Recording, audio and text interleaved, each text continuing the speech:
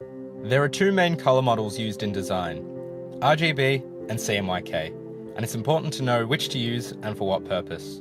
RGB stands for red, green and blue, and is used for anything that is to be displayed on a monitor or screen, such as websites or videos. The very same screen you are watching this video on is most likely made up of millions of pixels. Each pixel is broken down into 3 subpixels that are either red, green or blue. These subpixels are added in various combinations to make an array of different colours for the pixel. For instance, if the red and green subpixels are turned on all the way, the resulting pixel would be yellow. Or if the red pixel was dim and the blue pixel was on all the way, the resulting colour would be purple. All 3 subpixels added together create white, which is why RGB is known as the additive colour model.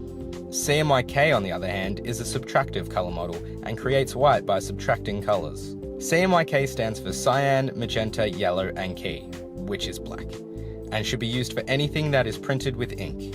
cmyk works by starting with a lighter page, usually white, and then layering each colour together until the final image is produced.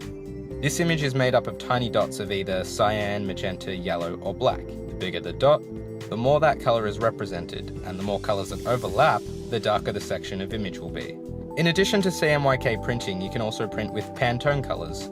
These are specifically coloured inks and are a more accurate way of achieving a desired colour that cmyk cannot perfectly represent. Pantone colours can also include metallic inks that cmyk cannot produce. When designing for print, make sure you set up the artwork in cmyk and don't simply convert it later on. And also keep in mind that you are viewing the cmyk file on an RGB screen, and the final product might vary from what your screen shows.